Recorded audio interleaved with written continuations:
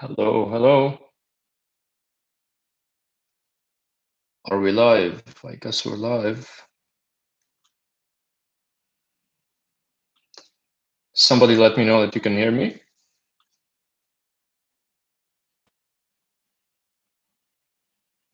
Sound okay?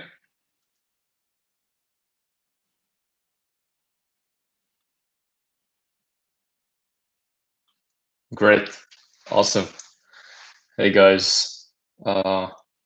We have two people with us so far. My first live stream also. So this is exciting. So I'm Will.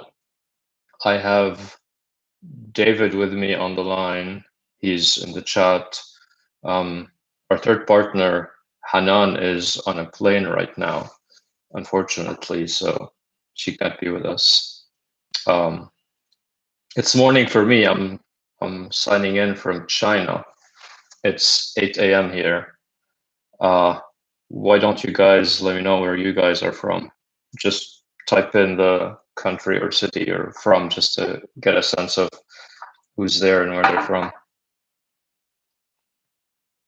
And while you're doing that, feel free to send us any questions or anything you'd like me to cover during this live stream. Of course, I'll talk about the Makus. I'll go a bit into some of the design decisions that we've made there. But send over anything else that you'd like to cover, any questions, and we'll go over them. Colorado, Ohio, cool. Awesome. I think David is in San Francisco. Yep, San Francisco and China. We're at 5 people now.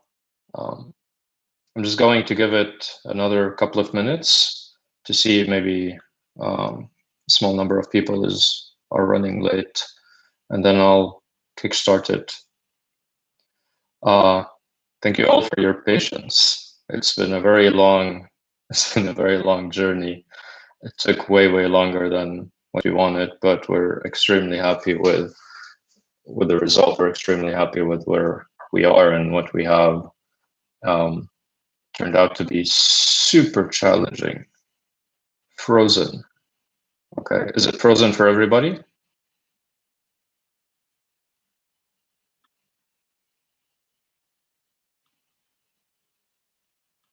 Let me check in with David.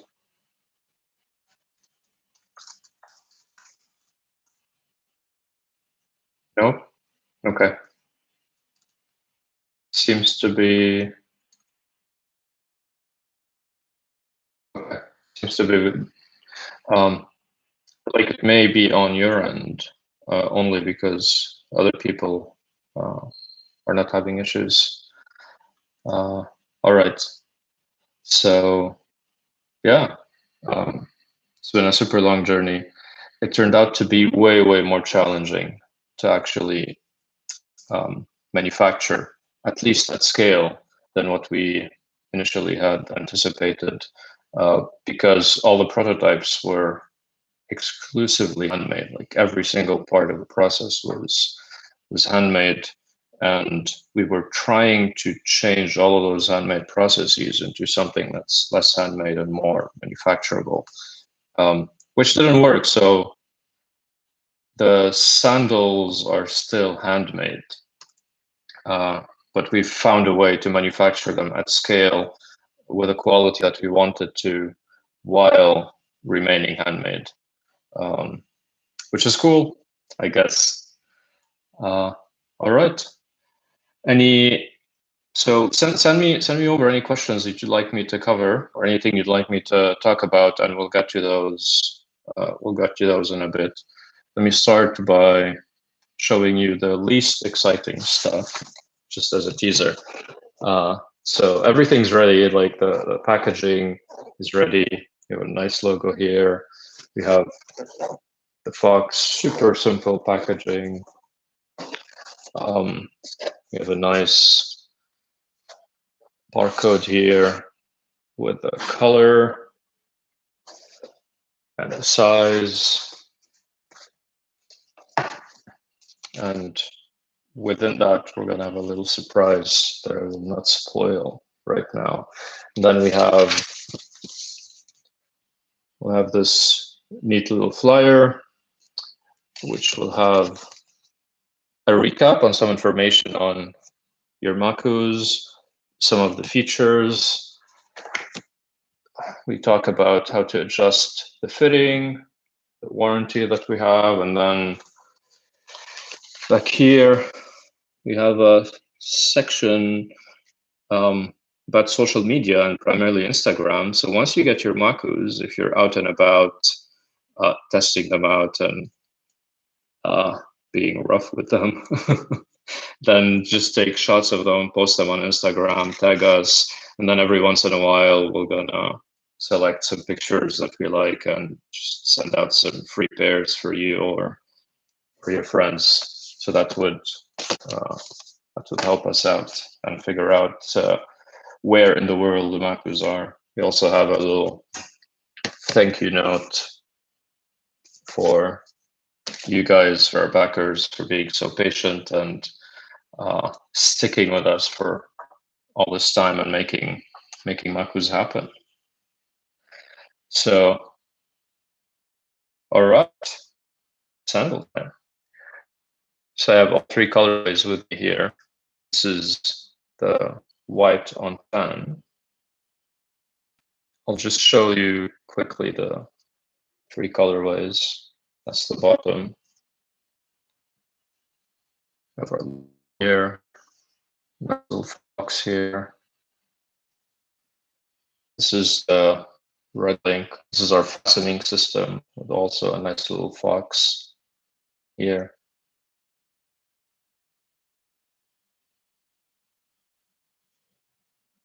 This is a leather one. This is the black on black. These are the final ones. These are not prototypes or tests. Like these will go into a box and one of you will get them.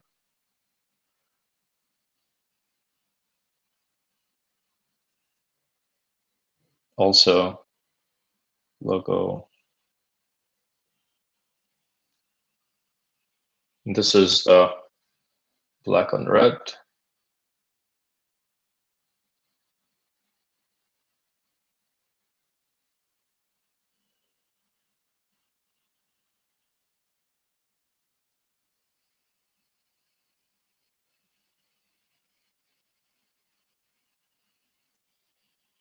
Cool. So let me get into some of the design decisions. I'll start with the sole.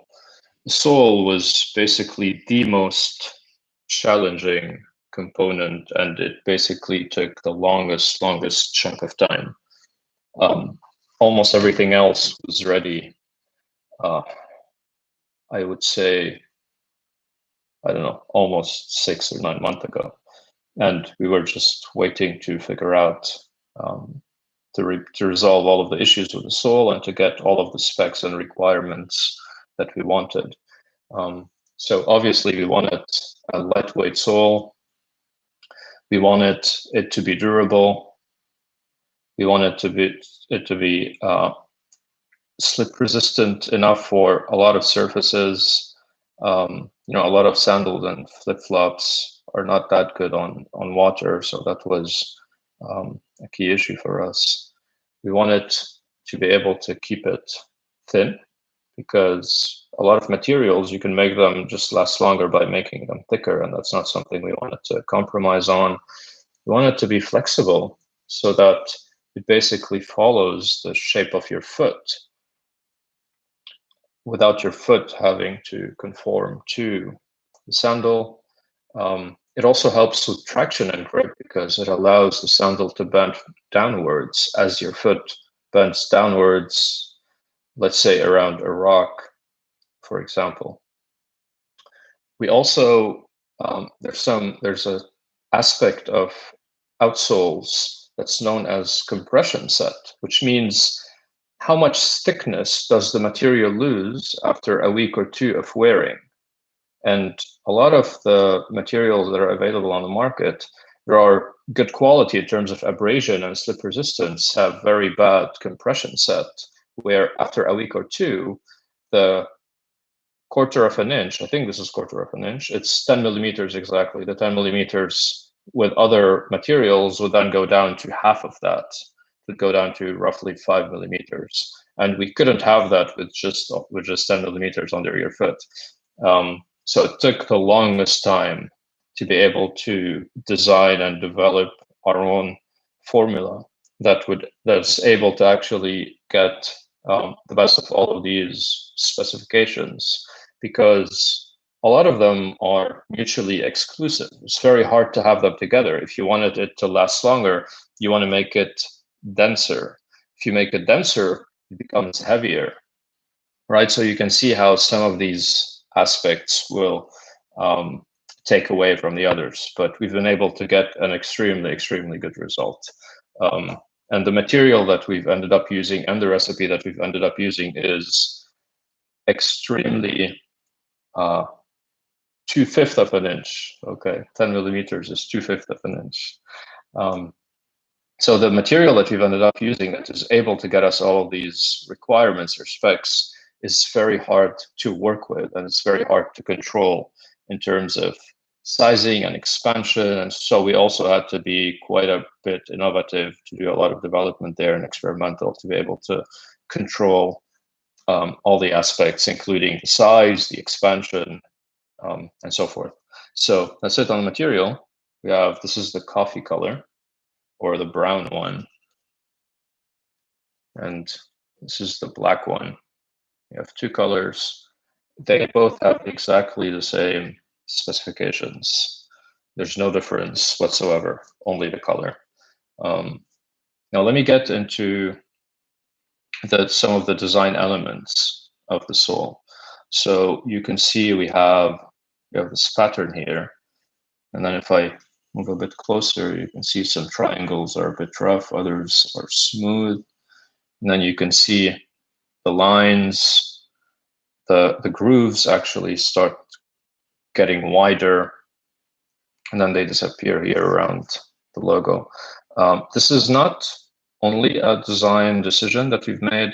We've actually done quite a bit of academic research, existing studies, not our own, right? But we pulled in almost all reputable studies on traction and slip resistance on wet surfaces.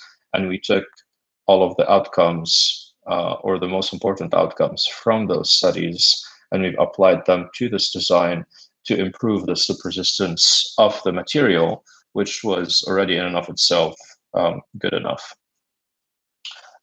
So even the grooves are not just parallel lines within. There's a little bit of tapering, and this helps with debris not getting stuck inside. The line starts from here and then goes to the other side. This helps water flow all the way through the groove and leave at the end of the sandal, instead of getting stuck inside and creating like this hoverboard effect on wet surfaces, even the distances between the grooves. So all of that was basically calculated based on those studies, and also the difference in texturing. So this is in terms of the functionality of the design. Now we have some other aspects that are more aesthetic, and that's also important, because a lot of you, and one of our differentiating factors is the design without compromising on functionality. So let me see if I can try to get it right. Okay, so now if you look at the edge, you have a straight edge, you don't see any grooves, it's very clean and neat. And that's the look that we wanted, and we wanted to keep, but at the same time, we wanted to add some traction on the sandal for when you're out and about on light trails or in nature. And the way we've been able to do that is, you can see you have relatively deep grooves here, and then the groove kind of tapers and disappears on the edge, so you don't see it anymore. And that gives us the aesthetics that we want without actually compromising on function, because you never actually use this side of the sandal, or very, very rarely, in terms of the grooves or the knobs that you want here. So that's one aspect where the grooves completely disappear. And then another one is you can see they don't completely disappear. Like, it doesn't become completely flat, but you can't see them because, let me see if I can capture this, right? There's a slight curve around the edge. It's not completely flat. There's a slight curve. Well, the sandal is flat, right? There's no arch support. The thickness at the back is the same as the thickness. This is all just 10 millimeters throughout, right? We're not playing around with that. It's completely flat, no arch support or no support whatsoever. But the material or the design of the sole goes up, and that wraps around your foot a bit. But it also lifts. It's very hard to capture. It also lifts those grooves away from the ground, so helping with the tapering, and it also allows the water that is flowing through those grooves to exit. So as far as water is concerned, it's getting more space to actually leave from below the sandals. This is in terms of the side. Now, if you look at the back, we also didn't want to have like deep, knobby teeth here. So what we did is also the grooves kind of taper and just become super subtle to create a nice pattern at the back without introducing any ugly, knobby teeth in this area.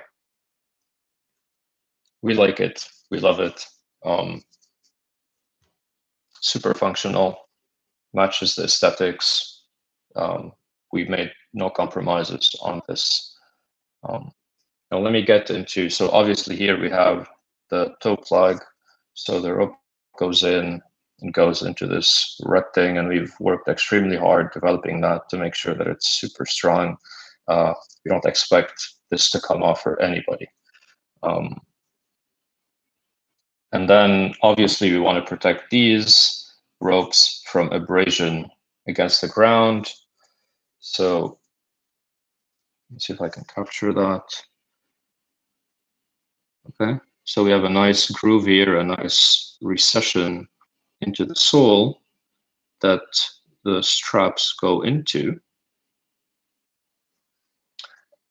And the depth is more than enough to keep these off the ground, because as you're wearing them, there's some tension on the rope. So the rope actually goes up and it's all lifted off of the ground. That's one thing. The second thing that we have is there's also a curve in this area, right? So this area curves up and is raised above the ground, which also keeps the ropes away. So even if the ropes do protrude, which they won't in most cases, but even if they do protrude outside of the groove, they're not touching the ground because of this lift. Then the third thing is this material conforms to the shape of your foot with time. And because you're pulling it from this area around your foot, you'll actually increase the curvature. So it wraps around your foot and it further lifts the rope off the ground. I've been wear testing this design for 2 years now, and even before that, I used to run daily, and I've never had a broken strap as a result of this design. So no one is going to have any broken straps because of abrasion on the floor. The other aspect is more of a design element that I wanted to introduce, because these are cylindrical straps. They're cylindrical there's no tension on them, right? But if there's tension, or if they're between the toes, then they basically compress and become super thin. You can see how much they compress. They're basically hollow, and we've designed the weaving structure so that they compress. So they basically follow the depth or the thickness between your toes. They lie flat on your skin, super comfortable. I'll talk about the straps later. But because these are cylindrical when they're not under tension, if we were to just create grooves, we'll have some very ugly gaps or spaces. We'll have an ugly gap here, an ugly gap here, an ugly gap here, and then debris, sands and stones will start getting stuck in there. doesn't look nice. So what we did is, let me see. Okay, you can see here there are some small teeth that actually go in and around the straps, and they cover any gaps that may have been here. And it goes all around. So this same design here, the same shape, it goes around the straps from here and from here, and even in this area. Let me pull the straps, right? So instead of having like a big gaping hole here, they basically, there's a teeth that goes and covers that and just creates this nice, neat little shape. And this, like this design element and this detail, along with the holes that we have here, was quite challenging to put into metal mold, but we succeeded. We were able to do that. Another thing that we worked really hard on is to make sure that this area here is strong enough. So it doesn't matter how much tension you put that in or how much you pull, that's not going to break. We tried a bunch of stuff before. We tried to introduce some rip-resistant material. We tried to introduce some rip-resistant material between the footbed and the outsole, but that wasn't very ideal. And we were introducing more components, and the more components you have, the more prone to failure. So we ended up solving it through the material itself. So we were able to make the material strong enough and stretchy enough to not break under tension in this area. So this is super strong. It's not going to break for anybody. Nothing to worry about there. And the rope, this is like the fibers that we used are boating fibers. They're designed to tie boats to anchors or sails. They're not breaking, they're not going anywhere. So there are literally no components in this that could fail.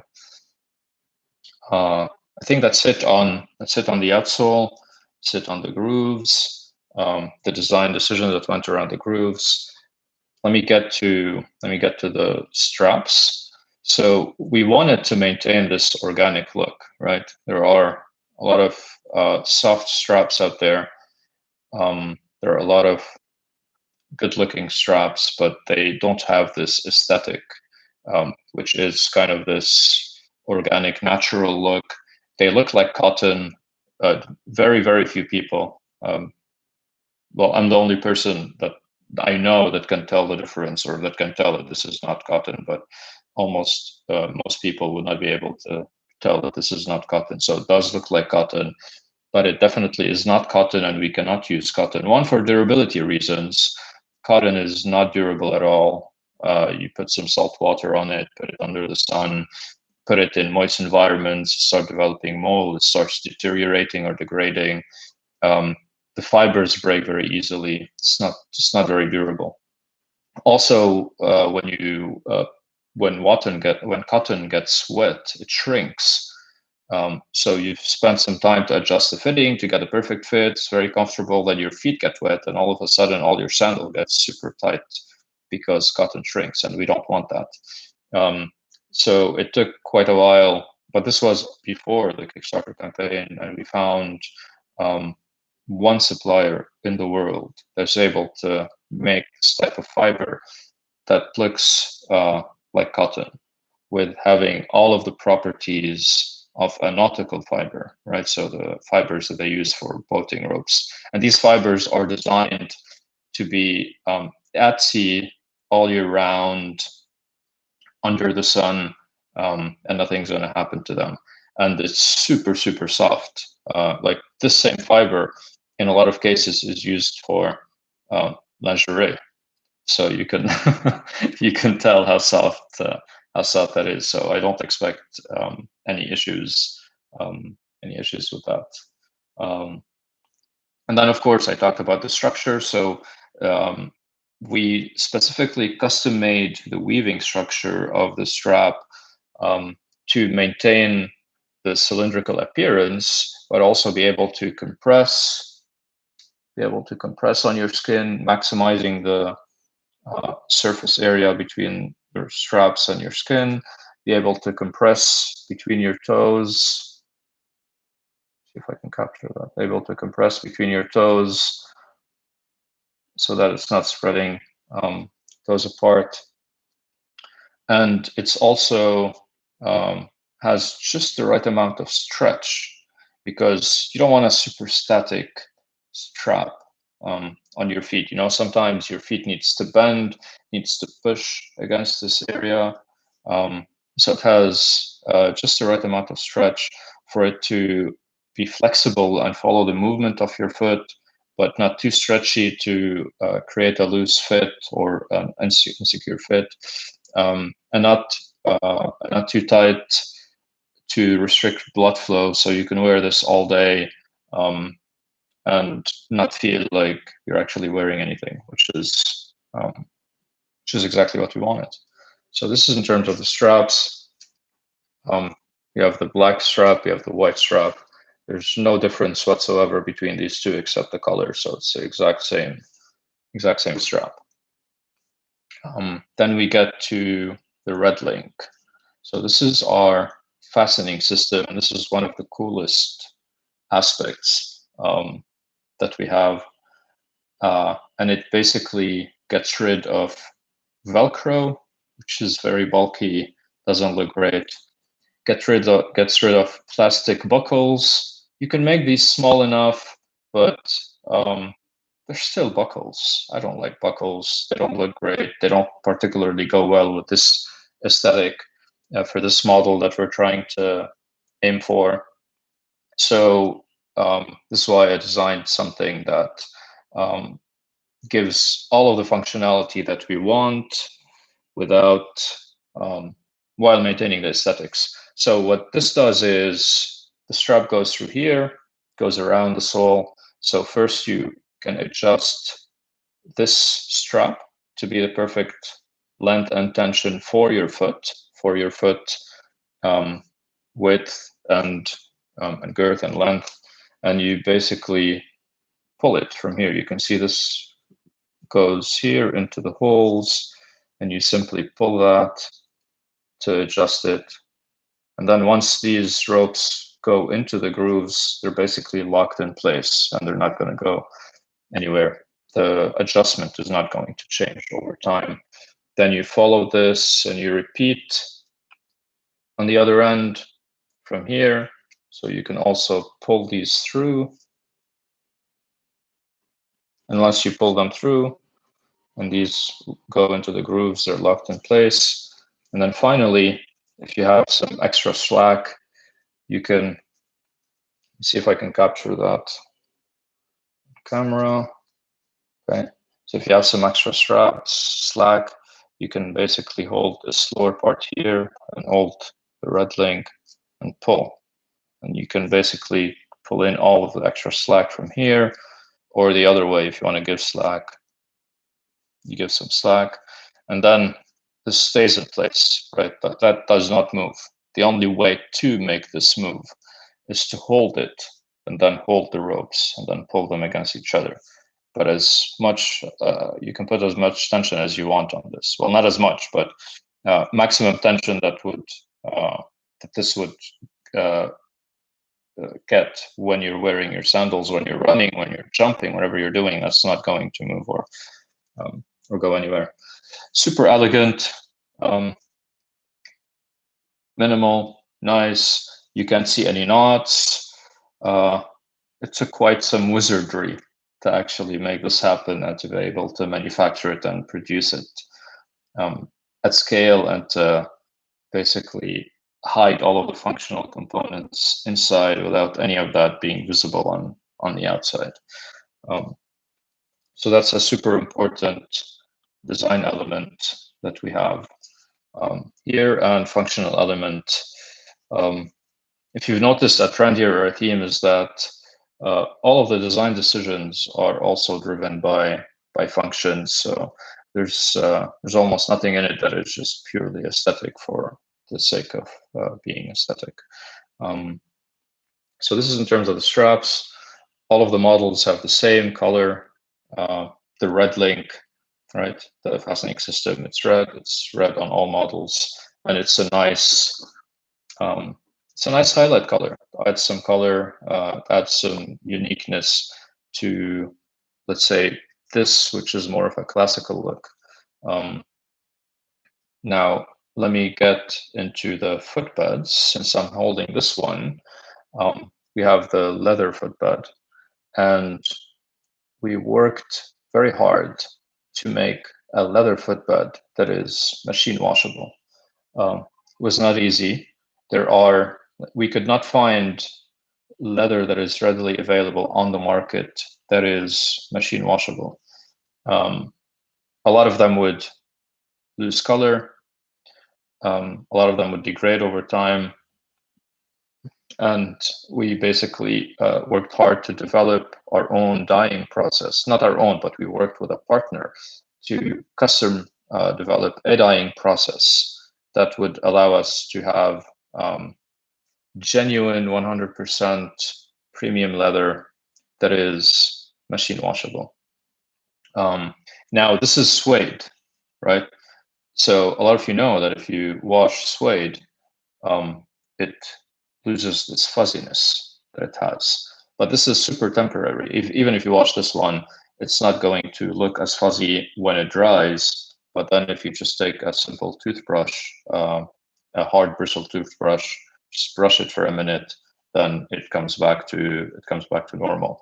But most people will not even worry about that, because as you're wearing suede leather, it's going to develop a natural patina, which is basically the impression of your foot on this.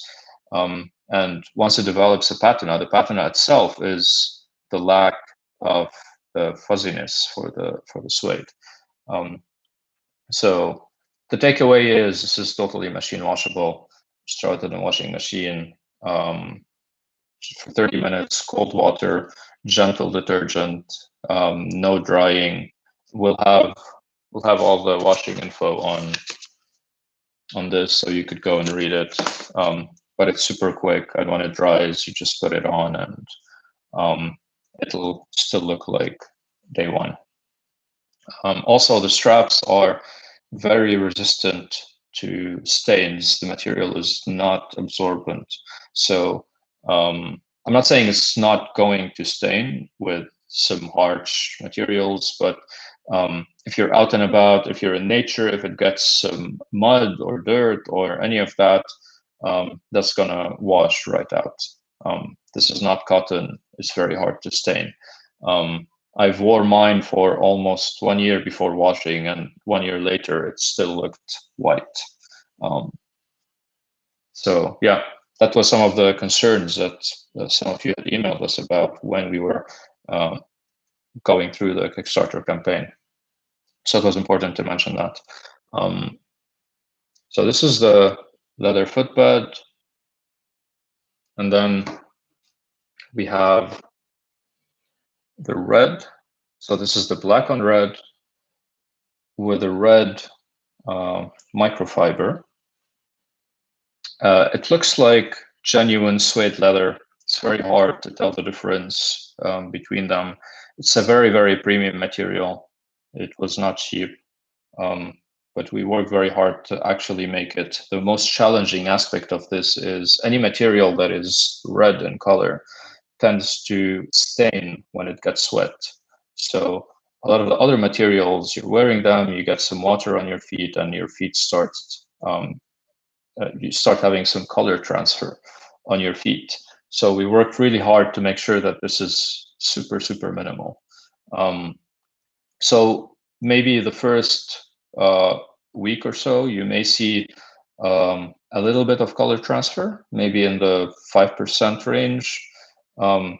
But what I want to stress on is that you see these little fibers. That color transfer is not the dye transferring onto your skin. This color transfer is these fibers break away from the material and then get stuck between the fingerprint lines of your feet or between the skin lines of your feet. So it's not actually a color dye getting onto your feet. It's just the fibers breaking away and getting stuck to small grooves in your feet. What this means is if you put just a little bit of soap and water, they'll wash right out. It's not permanent dyeing to your feet. So this was super hard to make. It's also machine washable, just throwing in the washing machine. It'll come out as new, nothing will happen to it. Yeah, I'll cover the differences between the 3 footbeds when in a bit, just so that you understand, because everything else in all 3 colorways, in terms of functionality, is the same. There are no differences between these 3 in terms of functionality, except for the footbed. The footbed is the only one that gives some functional differences, and I'll cover those. I'll cover those in a bit. So this is the black footbed. It was also challenging to make because some materials are. Let me see if I can get this right. So some materials are slip resistant when they're wet, but they stink after a while. They absorb moisture, they absorb bacteria, and they start smelling. So we had to work hard to avoid those materials. We had to work hard to find a material that did not absorb bacteria and moisture, but at the same time provide the slip resistance that we wanted it on wet surfaces or when your feet get wet.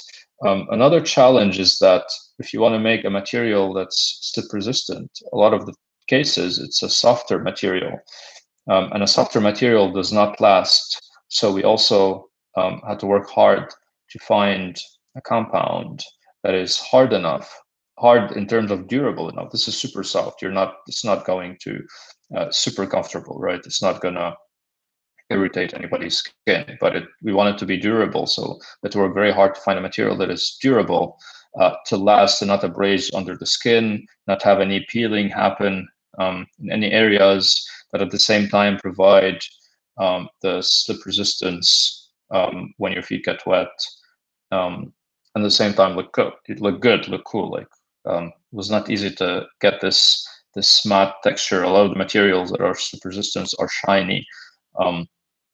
So it also took a bit of wizardry and a lot of trial and error to be able to get this footbed right. Now, in terms of differences, so these 2, the red and the black, in terms of slip resistance, they're really, really good when wet, right? When your feet get wet, slip resistance is very good on both of these. This is microfiber. It might sound weird that it's very good on slip resistance, but because it's highly absorbent, your foot gets actually stuck to this material when it gets wet.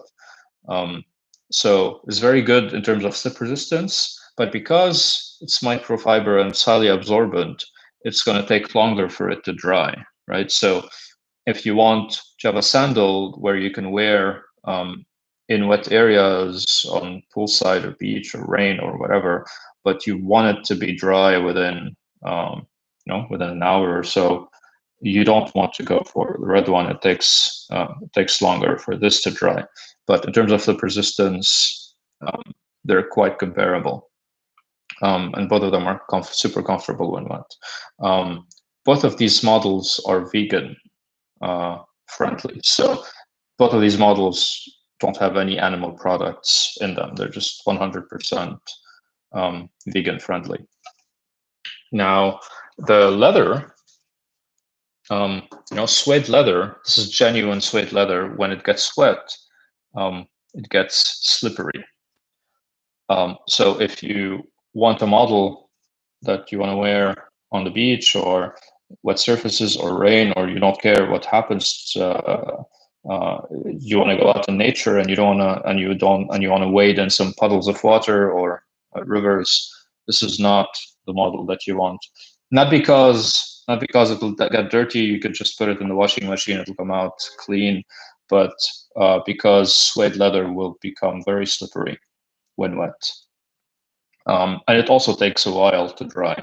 So this is not really the water-friendly model as far as the footbed is concerned.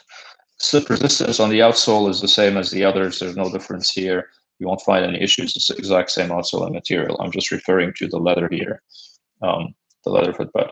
And this is genuine leather, so obviously it's not vegan friendly. So we have 2 vegan friendly models and 1 genuine leather model. Have I covered everything?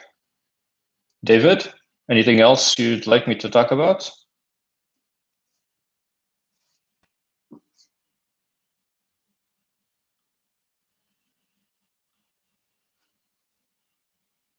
Hello? No. Thank you, David Harris. Okay. My partner, David, is ignoring me. Not really. Okay, great. So that's it. Like, this is the bulk of the design decisions that we've made. I went over why they're challenging to actually make. Some of them are just not readily available in the market. And then it's just a lot of manual work. So this is literally handmade, like almost every aspect of this. It's handmade, and it was very challenging to maintain the same quality standards as we're the same quality standards as we're scaling up production. So I'm starting to get some questions here. Okay, so I have some question about discounts for referrals. That's definitely something that we're exploring. We're in discussions about that. And then once we decide how that's going to look like, we'll send out an email and let you know about that. Express orders. So let me just have a look at our calendar, because there's a best case scenario and there's a worst case scenario. The best case scenario is they ship out on the 17th for express orders. So they go out on the 17th, and then you should expect them by the 20th or 22nd. And then worst case scenario would be they ship out maybe on the 20th or 21st, and you get them by the 25th or the 27th. That's the plan. And so far, we don't see any issues or any blockers that would prevent us from shipping them out on the 17th. But that would be the range. But either way, you'll all get them. And everybody who upgraded to Express will get them before the end of. Yes, we do have plans for retail distribution. That's going to come. That's going to come after our second batch, after our second production run. We just want to make sure that people get their sandals, that they're trying them out in the wild. If there are any issues, we don't expect any, but we just want to make sure that there are no issues. We have no idea what people are going to do with them, but we don't expect any issues. But just to make sure that there are no quality issues or manufacturing issues. And once we know that everybody's happy, then we will go with the second batch, and then we'll start conversations for retail. Any other questions?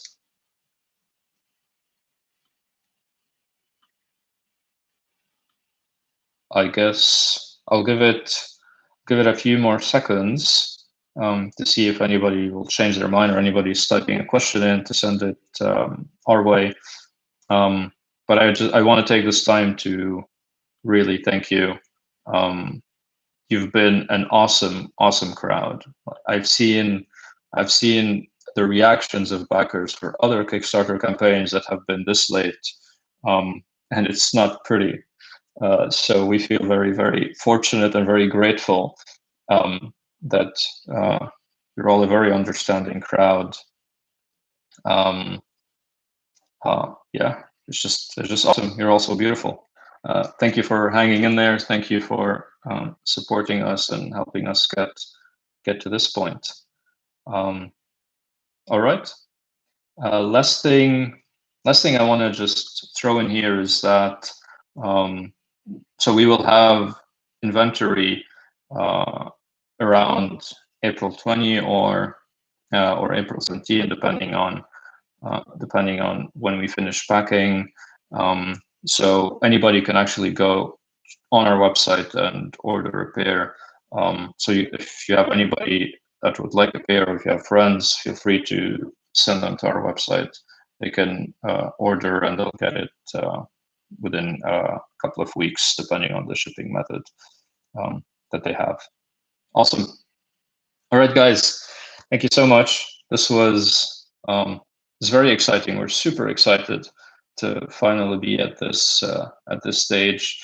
We're excited to have finally made it, and we're super looking forward to get your feedback, to get your pictures, yeah, and to keep on making kick-ass products. All right. Have a good evening. Have a good day, wherever you are, depending on your time zone, and we'll stay in touch. Take care.